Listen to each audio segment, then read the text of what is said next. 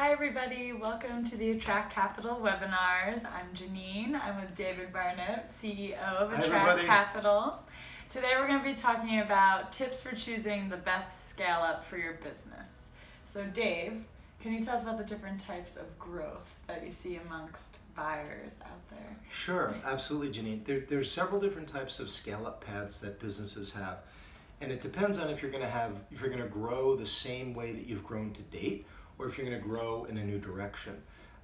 When you grow in a new direction, there's really two things you can do. You can grow what's known as in an organic way, kind of like organic chemistry, where you're growing through your existing resources and your existing products and customers, or you can take a much bigger growth step, and that's through an acquisition. So you really have same old growth or new direction growth, which is either via acquisition or organically.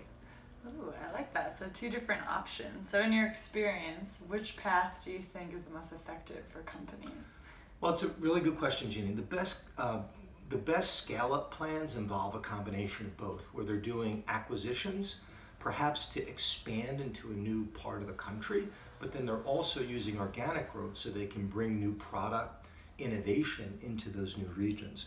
And it kind of gives you a 1-2 punch, so that if you do a really good job on the acquisitions, you'll pull even more innovation through your new products, and vice versa. So it kind of gives you a 1-2 punch, and it also gives you a really good hedge, so that if your acquisition isn't as strong, you can still make up for it with the organic growth and the new product innovation that you bring into it.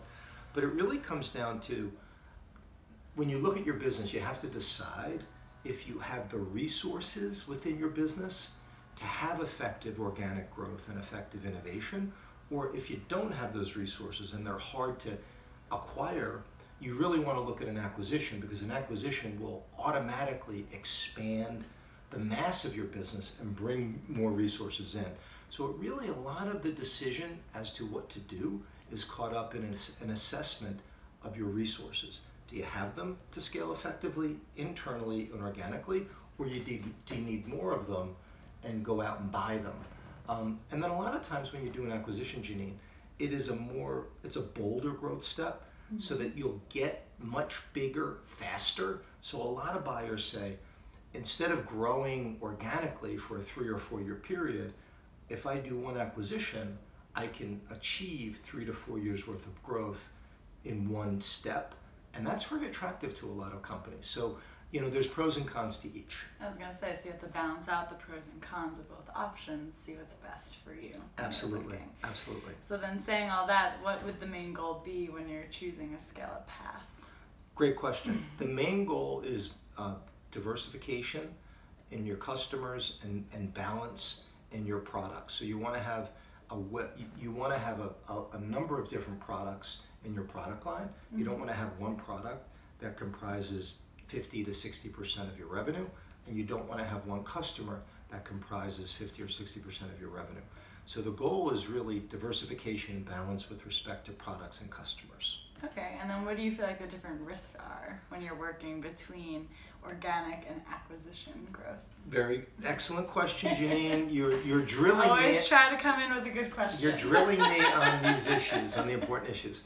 So the risks are, with organic growth, do you have the resources to be able to achieve it and to do it? And really, is the market available for you to launch new products into? Will your customers buy the products? The risks for acquisition are generally called execution risk. Can you buy the company and integrate it into your company easily? Or if you buy the company, is it going to be a huge operational challenge integrating that acquired company into your business? So the risks are very different. The acquisition integration risk, the execution risk, is much bigger than managing the organic growth risk. Sounds like it. So then how would you mitigate having that execution risk in there? By really planning your deal and making sure that you have extra resources on hand, and really making sure that you get the structure of the deal right, so that you're not as exposed with the purchase price and you're not putting as much money at risk. Alright, so that sounds like good tips. So if you had to put these all together for the scale up, what would be the top 4 tips that you put together? So very quickly, the top 4 tips would be, you want to be honest about your resource base and your market opportunity. Do you have enough resources, people to get there? And is the market open-minded about the service that you're bringing? Is the market ready for it? You want to make sure before you push the button on organic growth that the market's there and you have the right resources. Number 1. Number 2, you want to make sure that you have your finance in place.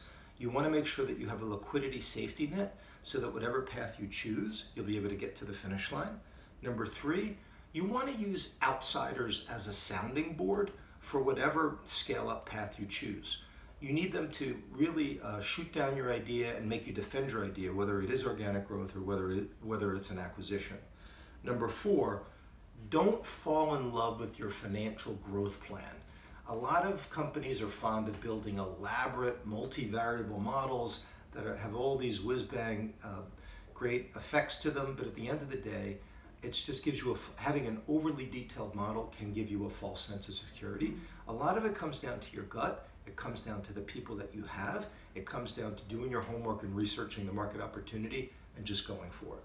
All right, so there you have it, your 4 tips for figuring out the best scale up for you and your business. And that's what we have today with Attract Capital. So thank you so much for tuning in, and we will see you soon. Thank you, everybody.